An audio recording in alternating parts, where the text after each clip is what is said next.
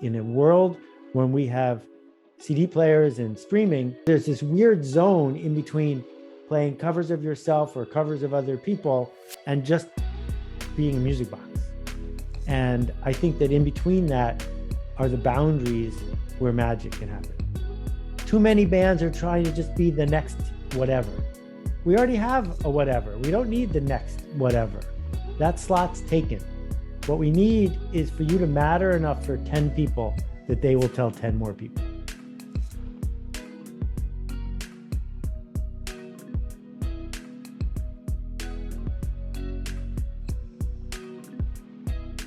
Here we are on the Weird Music Podcast with none other than Seth Godin. So Seth, between your books, blog, podcasts, your workshops, you've got quite a body of work. And, personally, here I was in the middle of the pandemic.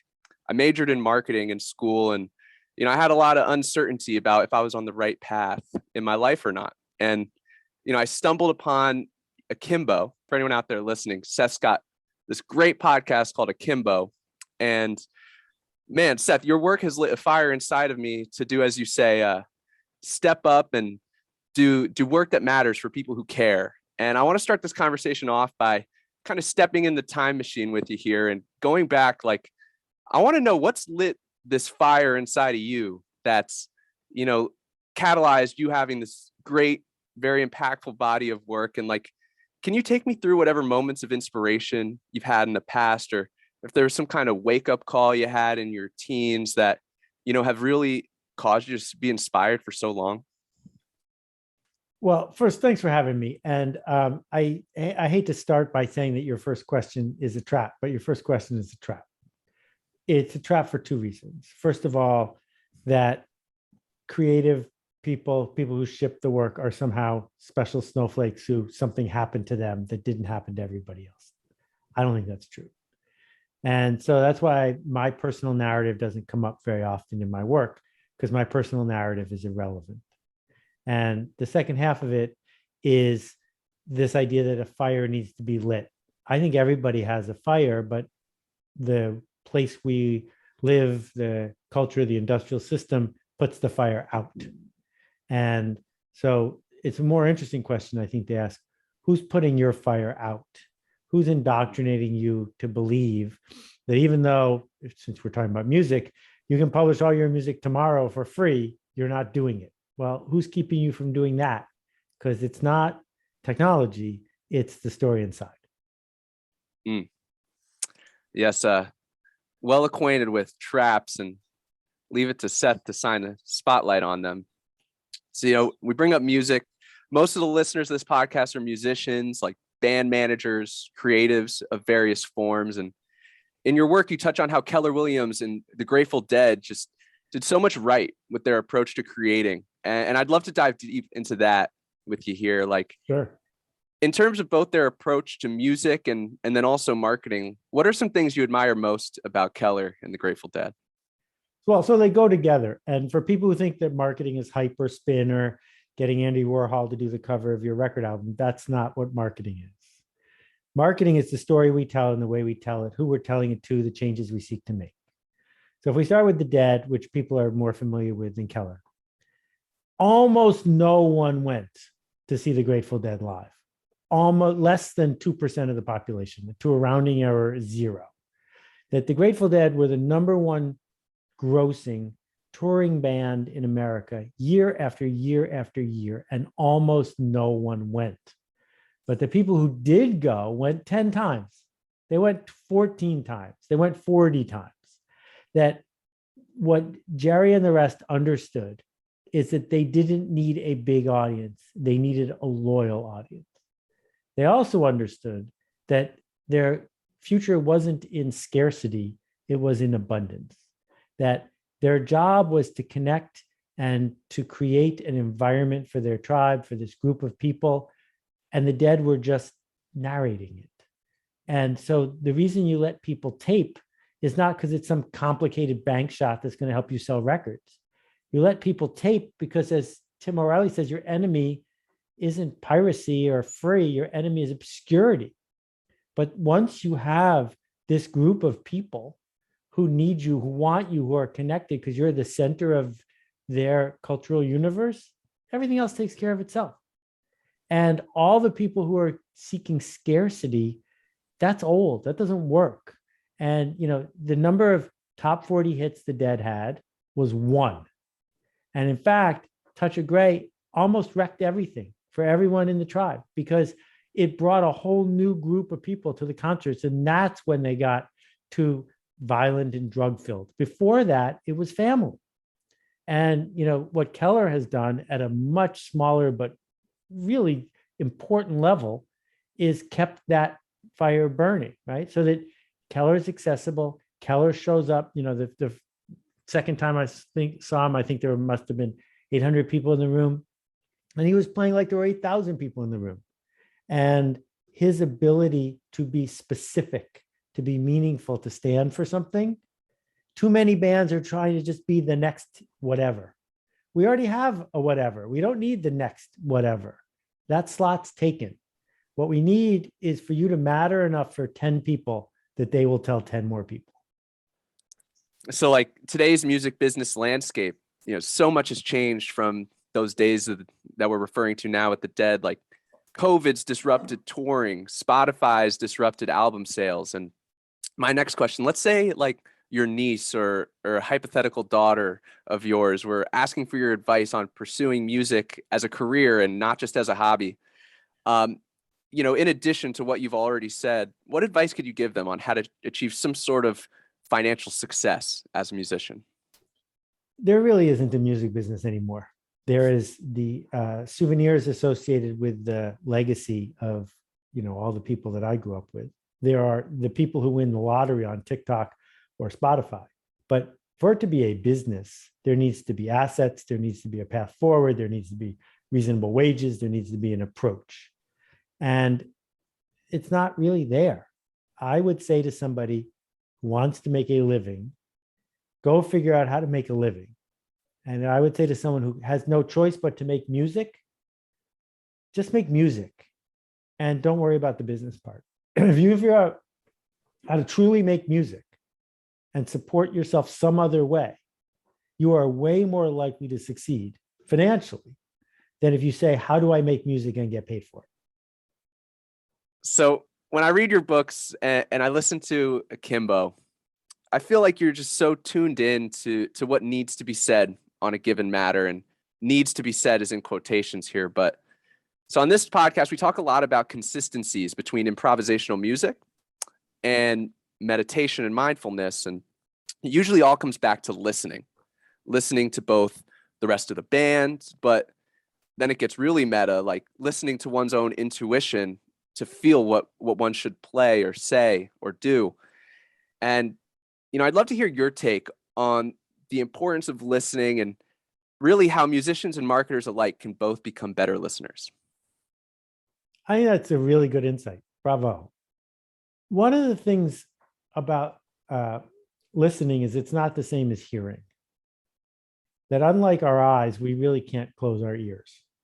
You have no choice but to listen to what's being said, but you might not hear it. And by hearing it, it means, are you looking for patterns? Are you willing to open the door to hearing what people have to say? So here's one of my favorite examples. You may have gotten one of those 10,000 surveys where they ask you 3 questions on something online. And then the 4th question is anything else? And there's a blank for you to type in whatever you want. Well, when I fill them out, and I've done this more than 30 times, I say, I don't think you're really reading this. If you are, call me or send me an email. And that has never once happened. Because they're not. They're just not. They don't want to actually know. And when we think about a business has decided often, not always, but often, this is what I make. And I don't want to hear anything other than that. And a band on the road, burnt out, trying so hard, but it's a really tough slog, might not be measuring exactly what needs to be measured to truly hear what people need from them. And I don't know if you know my friend Gabe and his blog, Gabe the Bass Player, but I strongly recommend it to any band person who's got the insight to be listening to you. because Gabe every single day posts a blog that's all about how bands can listen to what the market and the audience wants to hear. And this is Gabe, the bass player? That's what it's called, yeah. Gotcha. Seth, do you have a meditation practice, Seth? It's way too sloppy to talk about. I try to find something in between stoicism and mindfulness. And I strongly recommend people who are skeptical about it try it for a month before they remain skeptical. My teacher is named Pema Chodron, and Pema's work is really special. So for anyone out there who may be unfamiliar, how would you describe stoicism? It has nothing to do with being stoic. It has really bad branding, really bad. Stoicism is, oh, that happened. It's raining. Now what should I do? And we don't spend any time whatsoever blaming the rain, arguing about the rain, denying the rain. It's raining. Now what should I do? Because all the time you spend on the other part is time you're getting yourself off center. And, so I have done 1,000 live gigs, some in front of huge numbers of people. And it was just this curse that no one would read my tech rider. And you'd get there, and 5 minutes before you're on stage in front of 15,000 people, they just didn't do what they were supposed to do. It was enraging. But you learn in those 4 minutes left, getting angry at it isn't going to change anything. They still don't have this hooked up to that. Now what am I going to do? And the sooner you can shift to that perspective, the better your life gets. And that's definitely happened to probably mostly all touring musicians who do that long slug. Something goes wrong with the car, whatever. My next question for you, Seth, we talked about this a little bit, originality and authenticity, how those can kind of be a trap. But we all have different connotations of these words and different ideas of how these have a role in the creative process. People are on a pursuit of something, whether it's originality, authenticity, inspiration. These are loaded terms, and I'd love to hear your definition of them, of originality and authenticity, and how would you say these concepts are misunderstood? Well, one of the reasons you become a musician is because you want to be authentically you when you're doing the music. You're not a Doobie Brothers cover band. You are playing your music. And I think your audience doesn't want you to be authentic. I think your audience wants you to be consistent. And those are different things. So if you get to the show and they haven't slept in 3 nights and they're really in a bad mood and they're having arguments with their significant others, you don't want any of that to come across in the live concert. You want the best version of this band, the best version possible. You want consistency, right? That if we discovered that Elvis Costello isn't really like the way Elvis Costello seems to be, that would probably be okay with us. Because if Elvis Costello is actually not that interesting, we don't want him to be not that interesting on stage because he's playing a role. It's not even his real name, right? And I think there's a lot to be said for it not being your real name. That when I show up to do my work, it doesn't matter what I was doing an hour ago. I am here to play the role of me consistently. That's my job. It's professional work. That's different than if it's your hobby. If it's your hobby, be whoever you want, whenever you want. But the minute you transact with somebody else, that's the deal. Now, originality is a little different because every famous musician plays covers of their original work. They're not playing their work completely originally every time. They're reminding us of the time they did it before. And that doesn't mean it's okay for you to learn Kind of Blue note for note and pretend to be Miles Davis, because in a world when we have CD players and streaming, we don't need anybody to recreate his performance of it. We have it already.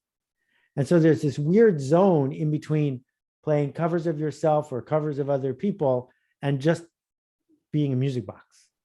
And I think that in between that are the boundaries where magic can happen.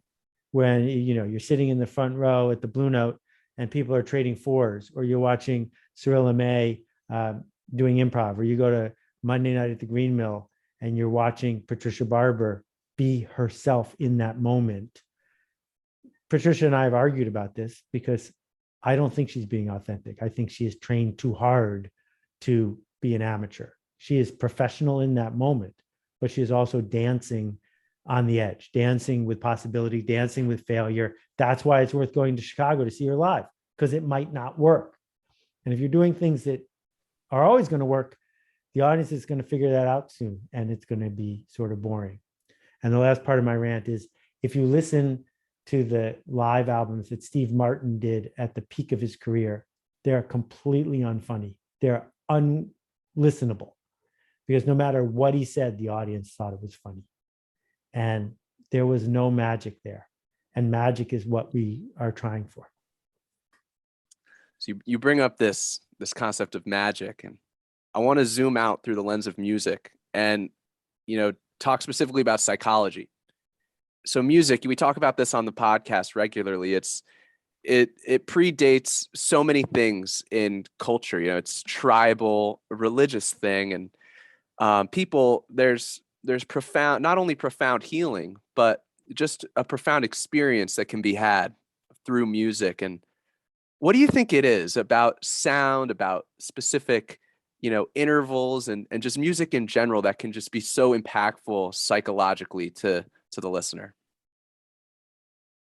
I think that's a great question. No one's ever talked to me about this before. I think that if we talk about sight, we know that the optic nerve carries more information than any other thing in our body, and that sight dominates the way we see the world. That you can watch a movie with the sound off and have a hunch as to what's going on, but you can't listen to a movie with the picture off and have any clue about what's going on. But sight is intellectual, that we label things with names when we see them. Sound, on the other hand, sound came before sight, that there are plenty of creatures that can hear that can't see very well. And I think that sound gets to a place where our imagination has an easier time living. And I think that sound is a way for a poet to get under our skin. And when we combine that with the frequency and repetition of pop culture, the 4,000th time you've heard Billy Joel sing that song again and again and again, you could sing it with him. And that's a different thing, right? It's not the first time, the way you're going to hear jazz for the first time. And so when all of those things combine with culture and repetition and imagination, it's almost a perfect package. You couldn't imagine somebody trying to do that with smells or tastes, but we can certainly do it with sound.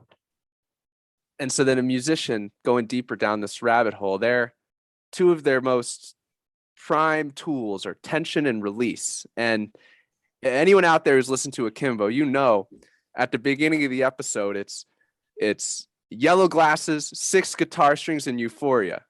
Boom, ba, boom, ba, boom, ba, boom, ba, boom. This is and it's like, my question for you, Seth, is enlighten us. How can tension and release itself just be so moving? For the musician that thinks about these things in words as opposed to just getting it in their gut, music is mostly about the spaces in between the notes. And the longer the spaces are, I'm doing that on purpose, the more likely it is that we feel that and have to lean into it. And you can't do it all the time, but you also can't play 180 beats per minute all the time. It's the relationship between the two, the tension and the release, that causes it to be real. And so when the drum machine first showed up, a lot of critics said it doesn't work because it's predictable. And what happens is you have to use that as a foundation to put something on top of it that's not predictable, because it's that unpredictability of it that enables a hook to be a hook. Unpredictability is like a paradox, because, it seems like art has to originate somewhere. So how do you keep yourself guessing, Seth? Well, it has to rhyme. Art has to rhyme. It has to fit in a genre. If you go to the Clifford Still Museum in Colorado, every Clifford Still looks like Clifford Still painted it, but it's still worth seeing the next one. And so the freshness comes in lots of very, very small spaces. So if you listen to the Brandenburg concertos, it's just math, but each one has just enough to keep it going. So, I've written 7,500 blog posts and all of them rhyme and none of them are a repeat, but there can't be more than 200 completely different ones in my genre. And that's a fair number. It took me 20 years to get to 200. But so I'm not bored listening to myself repeat myself, but I know I'm repeating myself. Seth, recently I had a very vulnerable conversation with a friend about the concept of our own mortality and, eventually dying. And, you've brought up stoicism. If you don't mind me asking, Seth, do you ever feel anxious or scared about death? I don't think I've met anyone, including people who are deep in the Tibetan tradition, who don't have some ambivalence, fear, or discomfort around death. It informs all of our lives from the time we're 5 years old. These are crazy times we are living in. And as we get older and as we see people around us get ill, it's easy to get hung up on the fact that we'd like to live forever, but I don't think we really should live forever or want to live forever deep down. And so I try to remind myself that it's better to be living than thinking about dying, but I don't deny the fact that, there's a clock ticking and then it's going to be done. My last question for you, Seth, earlier on I mentioned the impact that your work's had on me personally. And I'd love to give you a moment here to directly address anyone out there listening who may be struggling with feeling a sense of purpose or direction or motivation. What advice could you share with someone like this who may feel directionless or in a rut? First, thank you for feeling that, because the people who don't feel that and are just mindlessly in a rut don't believe in themselves enough to know that they could do something better. And I'm not going to reassure you, because reassurance is futile, because me saying one thing to you isn't going to help for 5 minutes, never mind a week or a month. But I would remind you that we are what we do. And if you're not happy with what you're doing, do something else. Start right now. Do it poorly, and then do it better. But waiting for perfect is a never-ending thing. We need to do work that matters, as you said, and to ship that work for just a few people. Don't worry about whether it's going to work or not. Just bring it to the world and then become the kind of person who ships the work. And separate from that, I want to thank you. These have been really insightful, thoughtful questions. You clearly put a lot into it, and it's been a pleasure. Thank you, Seth. Thank you very much for all that you do. And yeah, for anyone out there listening, you can find Seth's blog, seths.blog. We mentioned Akimbo, definitely worth checking out. And I highly recommend you check out his books. He's got The Practice, which goes deep into the creative mindset. Other books I recommend of his, This Is Marketing. Linchpin is a personal favorite of mine. And then, of course, Purple Cow. And yeah, Seth, man, thank you so much for your insights, for your thoughtfulness, and for all that you do. Cheers, my friend. Thanks, Cam. Keep making a ruckus. We'll see you around.